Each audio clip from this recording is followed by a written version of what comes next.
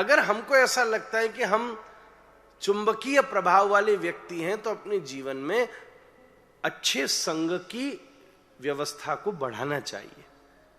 पर हमें अब ऐसा लगता है कि नहीं, इतनी जल्दी अपन झंझट में नहीं फंसते, कहीं थोड़ी देर कोई वृंदावन जाओ, थोड़ी देर कथा कीर्तन सुनो, तो हर चीज की एक वैलिडिटी है ना।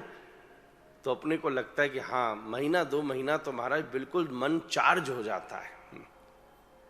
अब दुनियादारी तो दुनियादारी है, फिर ऐसा लगता है 2 महीना बाद फिर से सब वहीं आ गए हम। फिर अभी तो तुरंत कथा पूरी होते ही बिल्कुल समय पर पाठ, समय पर माला फेर रहे हैं, ध्यान भी लग रहा है, रोज भगवान का स्मरण भी हो रहा है, रोज यूट्यूब पे जाकर हमारा मन कर रहा है कि अपन कथा भी सुन लें, खूब बढ़िया, अच्छे से ज्यादा मन लग रहा है। थोड़ा थोड़ा बीच बीच में मन भी कर रहा है एक बार वृंदावन हो भी आओ, अब देखो कथा सुनिए, बीच में किसी वीकेंड टाइम मिल जाए तो चलो जाओ, अच्छी अच्छी चीजें, महीना 2 महीना 3 महीना चले, बोले यार हो गया बस। अब धीरे धीरे उसका प्रभाव कम होने लगा। तो उसके अनुसार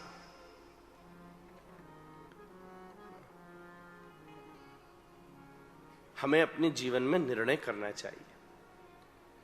फिर तीसरा प्रभाव होता है हमारे जीवन में, जिसको शास्त्र ने कहा पारस प्रभाव। पारस का प्रभाव क्या है? आपने सुना होगा, हमने कभी देखी तो नहीं है भैया। एक साधु ने हमको जरूर कहा था कि हमारे पास है, हम गए थे,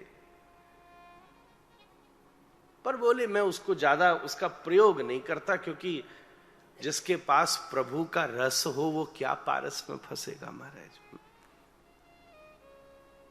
पर ऐसा हमने पुराणों में सुना है कि एक मणि होती है, पारस मणि।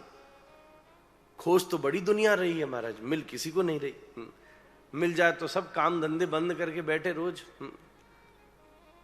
और उसमें ये गुण है कि अगर उससे लोहे को छुआ जाए तो वो लोहा भी सोना बन जाता है।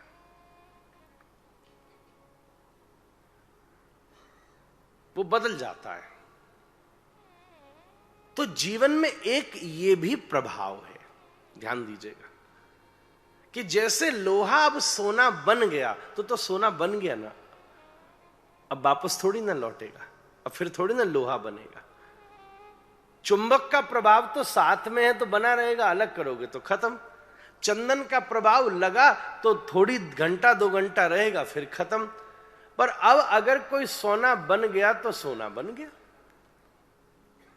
अब वो वापस नहीं लौटेगा। ऐसे जीवन में एक प्रभाव ऐसा भी होता है। कितने लोगों को हम जानते हैं, या यहां भी, अरे महाराज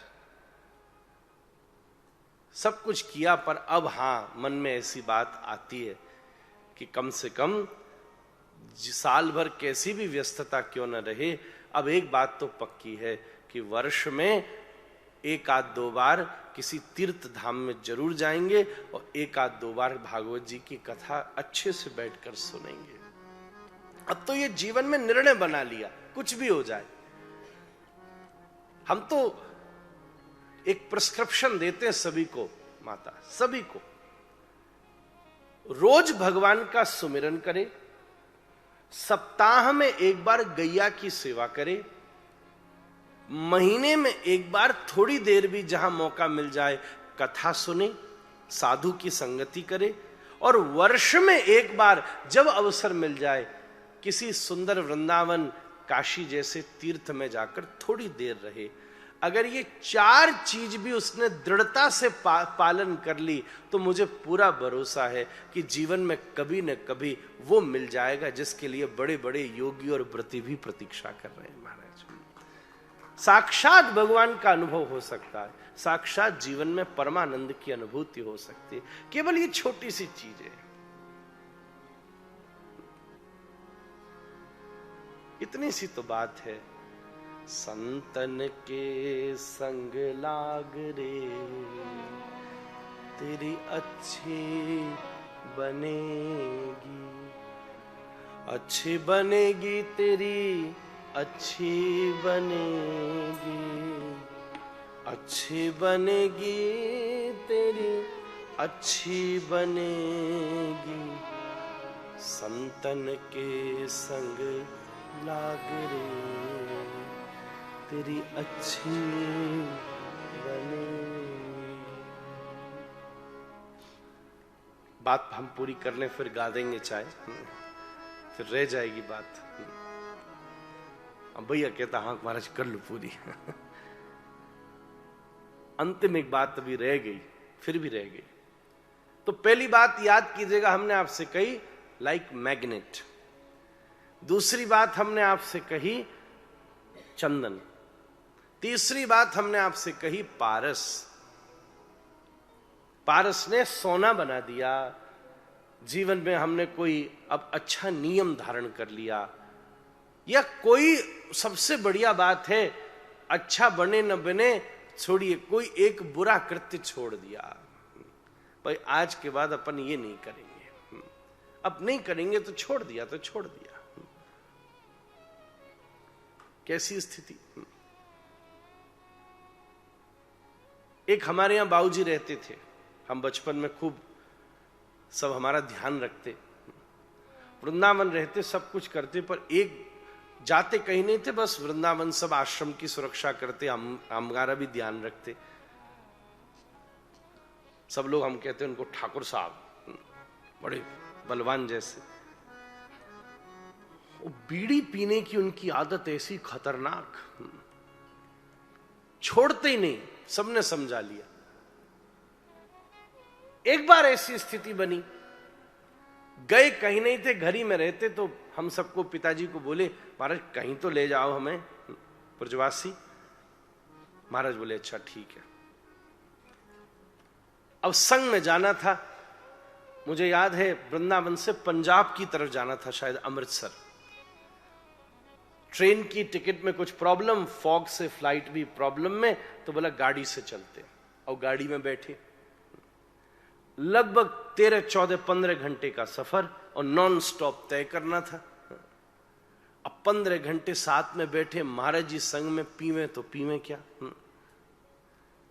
अब जैसे ही पहुंचे तो पहुंचते फटाफट स्नान करके तुरंत जिसके घर में रुके, वो भी बड़ा सुंदर व्यवस्थित घर, वहां भी उनको बेचारे को एक बालकनी नहीं मिली।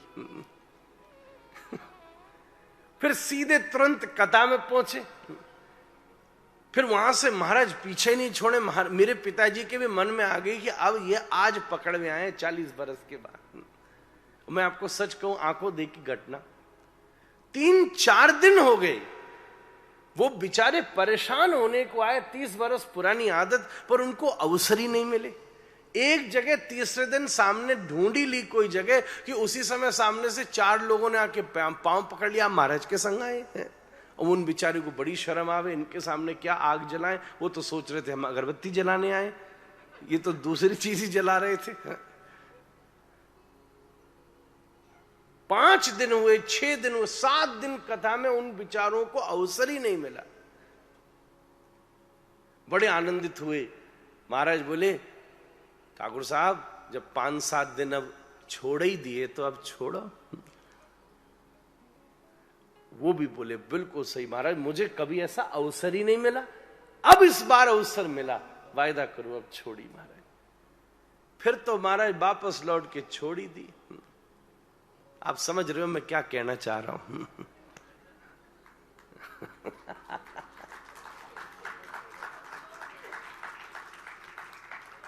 मैं किसी के बारे में नहीं बोला भैया, मैं तो अपनी कथा सुना रहा हूं।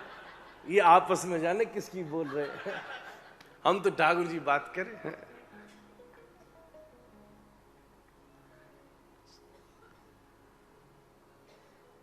तो बदल गई बात, अब उन्होंने फिर त्याग दिया। यही होता है असर। जैसे अब बंदा, अब वो चीज छूट गई, लोहे से बन गया सोना, सोना बन गया तो सोना बन गया, अब क्या बदलेगा।